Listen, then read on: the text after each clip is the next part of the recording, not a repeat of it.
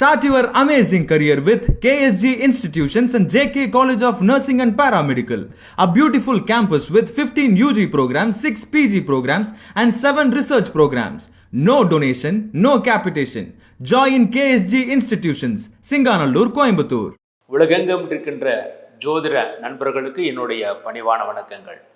இன்றைய பதிவில் ஒவ்வொரு லக்னத்திற்கும் எந்த பலன்களை கொடுக்கும், எந்த கிரகம் யோகத்தை கொடுக்கும், எந்த கிரகம் மாரகத்தை கொடுக்கும், எந்த கிரகம் நன்மையை கொடுக்கும், எந்த கிரகம் தீமையை கொடுக்கும் என்பதை பற்றி தெளிவாக பார்ப்போம். இவ்வாறு பார்க்கும்போது கிரகங்களை இரு அணிகளாக பிரிக்க வேண்டும். ஒன்று தேவர் அணி, மற்றொன்று அசுரர் அணி. தேவர் அணிக்கு தலைவராக இருக்கக்கூடியவர் குரு பகவான். அசுரருடைய அணிகளுக்கு தலைவராக இருக்கக்கூடியவர் சுக்கிரன், அதாவது அசுர குரு சுக்கிரன். தேவர் அணியில் இருக்கக்கூடிய கிரகங்கள் என்றால் சூரியன், சந்திரன், செவ்வாய். இந்த 3 கிரகங்கள் தேவர் அணியில் இருக்கக்கூடியவர்கள். அதற்கு தலைவராக இருக்கக்கூடியவர் ராகு, குரு பகவான். அடுத்து அசுரர் அணியில் இருக்கக்கூடிய கிரகங்கள், அதன் தலைவராக இருக்கக்கூடியவர் சுக்கிரன், அதன் பிறகு சனி, புதன், ராகு, கேது. இந்த கிரகங்கள் அசுரர் அணியில் இருக்கக்கூடிய கிரகங்கள். இந்த கிரகங்களின் அடிப்படையை கொண்டும் ஒவ்வொரு ராசிக்கும் எந்த ராசி பாதக ராசி, எந்த ராசி கேந்திர ராசி, திருவோண ராசி என்பதை பற்றியும் அதை அடிப்படையாக வைத்து கொண்டு ஒவ்வொரு ராசிக்கும் ஒவ்வொரு லக்னத்திற்கும் எந்த கிரகம் நன்மையை தரும், எந்த கிரகம் தீமையை தரும் என்பதை தெளிவாக இனி நாம் பார்ப்போம். தனுசு லக்னம். தனுசு லக்னத்துக்கு அதிபதியாக இருக்கக்கூடியவர் குரு பகவான். அந்த குரு பகவானுடைய நிறம் மஞ்சள் நிறம். ஆகவே மஞ்சள் நிறமான வஸ்திரங்களை, ஆடைகளை அணிந்து கொண்டு அவர்கள் எந்த காரியம் செய்தாலும் அவர்கள் வெற்றியை பெற முடியும். இந்த தனுசு என்பது வில் அம்பு உடைய அந்த அடையாளம். ஆகவே ஒரு குறிக்கோளோடு இருப்பார்கள், குறிக்கோளை செயல்படுவார்கள், அதன்படி செயல்பட்டு வெற்றியையும் பெறுவார்கள்.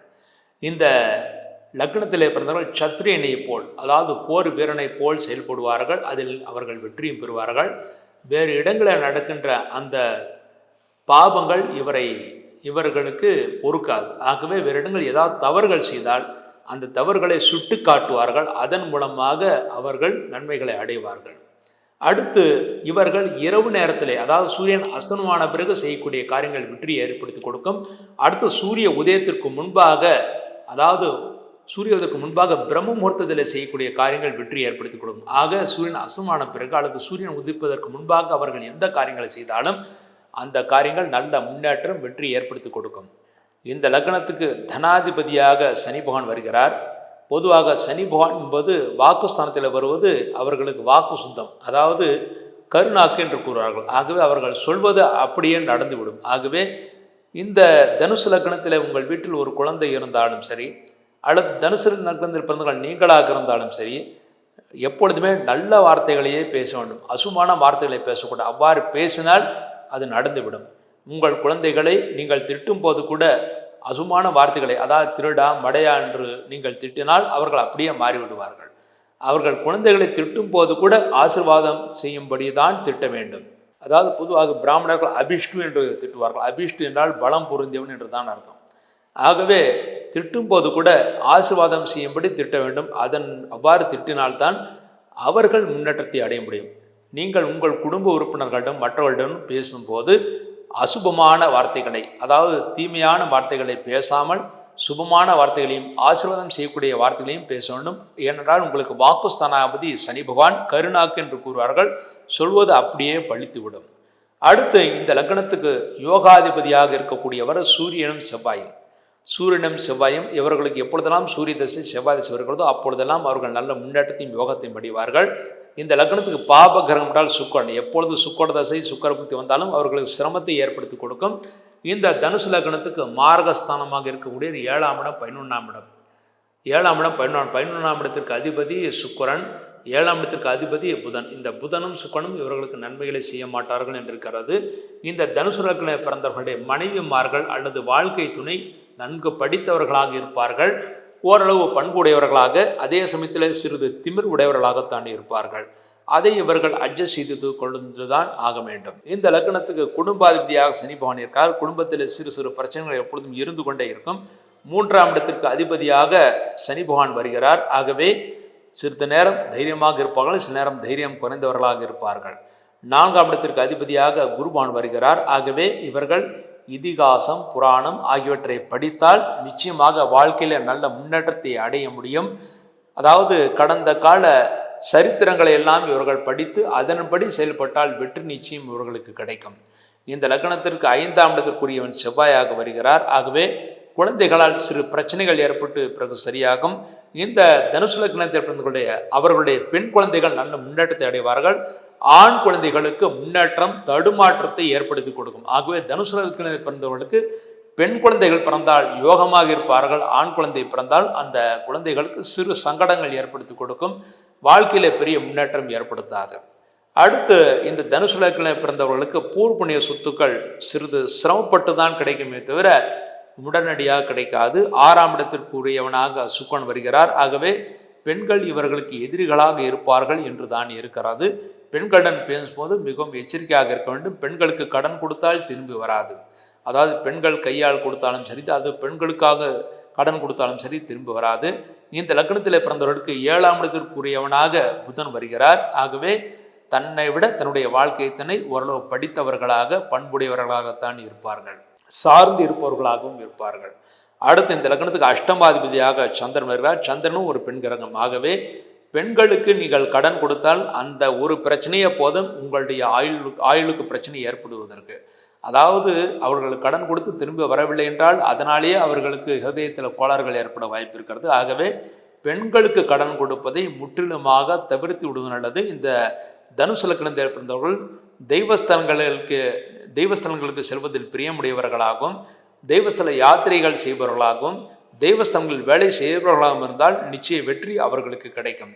இந்த லக்னத்தில் பிறந்தவர்கள் 9 குடையவன் சூரியனாக வருகிறார். ஆகவே தந்தை தொழில் செய்தால் நல்ல முன்னேற்றத்தை ஏற்படுத்தி கொடுக்கும். தந்தையால் நல்ல அனுகூலம் உடையவர்களாக இருப்பார்கள். மேலும் தந்தை வழியாக அவர்களுக்கு சொத்துக்கள் வருவதற்கான வாய்ப்புகள் இருக்குது. ஆனால் 5 குடையவன் செவ்வாயாக இருப்பதனால் சிறிது போராடித்தான் அவர்கள் பெற முடியும். இந்த லக்னத்திற்கு 10 குடையவனாக புதன் வருகிறார். ஆகவே வேத சாஸ்திரங்கள் படிப்பதில் ஆர்வம் உடையவர்களாக இருப்பார்கள்.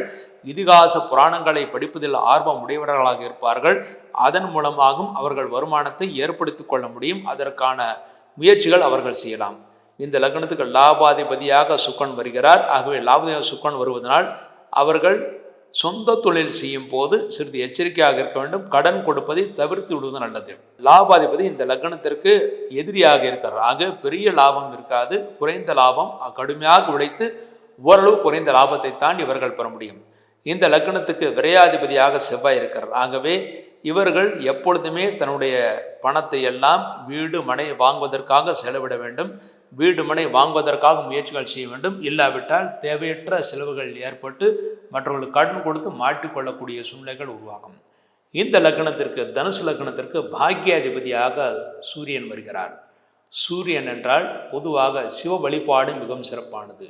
சூரியன் என்றால் அக்னி என்று கூறுவார்கள். அக்னி ரூபமாக இருக்கக்கூடிய சிவபெருமான் திருவண்ணாமலையில் இருக்கிறார். திருவண்ணாமலை அங்கே இருக்கின்ற அந்த சிவபெருமான் அக்னி ரூபமாக இருக்கக்கூடியவர். அங்கே ஒவ்வொரு பௌர்ணமி என்றும் கிரிவலம் சென்று விட்டு வருவதும் மிகவும் சிறப்பானது. அவ்வாறு சென்று விட்டு வந்தால் வாழ்க்கையில் எல்லா விதமான சுபங்களும் பெற்று சந்தோஷத்தை அடைவார்கள் என்பது உறுதி. அடுத்து இந்த லக்னத்துக்கு அதிபதியாக குரு பகவான் வருகிறார். ஆகவே தெய்வஸ்தலங்களுக்கு யாத்திரையை செய்வதில் வல்லவர்களாக இருப்பார்கள். அது மேலும் இவர்கள் தெய்வஸ்தலங்களுக்கு யாத்திரைகளுக்கு அழைத்து செல்வது போன்றவற்றில் கூட அவர்கள் கமிஷன் ஏஜென்ட்டுகளாக இருப்பதிலும் வாய்ப்புகள் இருக்கிறது. மேலும் அவர்கள் உத்தியோகஸ்தர்களாக என்றால் பொதுவாக பள்ளி கல்லூரிகளை வேலை செய்பவர்களாக தேவஸ்தலங்களில் வேலை செய்பவர்களாக இருப்பதற்கான வாய்ப்புகள் இருக்குது. அல்லது அவர்கள் பள்ளி கல்லூரிகள் இருக்கும் இடத்திலோ அல்லது தேவஸ்தானங்கள் இருக்கின்ற இடத்திலோ அவர்கள் வேலையை அமைத்து கொண்டால் நல்ல லாபத்தையும் சந்தோஷத்தையும் அடைய முடியும். இந்த லக்னத்துக்கு பாக்கியாதிபதியாக சூரியன் வருகிறார்.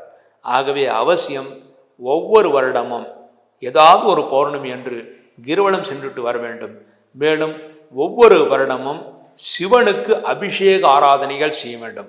அதாவது உங்களுடைய ஜென்ம நட்சத்திரத்தில் சிவனுக்கு அபிஷேகங்கள் செய்ய வேண்டும், முழு அபிஷேகம் செய்ய வேண்டும். அதன் மூலமாக அந்தந்த வருடத்தில் இருக்கின்ற தொல்லைகள் நீக்கி நன்மைகளை அடைந்து எல்லா வகையிலும் இந்த தனுசு லக்னம் தனுசு ராசியிலே பிறந்தவர்கள் சந்தோஷத்தை அடைவார்கள் என்பது உறுதி. இவ்வாறாக எந்த லக்னத்திற்கு எந்த தேவதைகள் என்பதை பற்றியும், எப்படிப்பட்ட ஆடைகளை அணிவது என்பதை பற்றியும், எந்த லக்னத்திற்கு எப்படி நாம் வழிபாடுகள் செய்ய வேண்டும் என்பதையும் விரிவாக பார்த்தோம். மேலும் ஒவ்வொரு லக்னத்திலே பிறந்தவர்களும் இந்த வழிபாடுகள் செய்வதன் மூலமாக எல்லா தோஷங்களும் விலகப்பெற்று சந்தோஷத்தை அடைவார்கள் என்பது உறுதி. அடுத்து இந்த லக்ன பலன்களை பார்க்கும் போது இதை நீங்கள் ராசிக்கும் பார்க்கலாம், ராசிக்கும் பார்க்கலாம், லக்னத்திற்கும் பார்க்கலாம். லக்னத்திற்கு பிரதானமாக நடக்கும், ராசிக்கு ஒரு 50% நன்றாக நடக்கும். ஆக லக்னத்திற்கும் ராசிக்கும் இந்த பலன்களை நீங்கள் தெரிந்து கொண்டு எப்படியெல்லாம் நீங்கள் இருக்க வேண்டும், அதாவது எந்தெந்த வழிமுறைகளை நீங்கள் செயல்பட வேண்டும் என்பதை பற்றி கூறினேன்.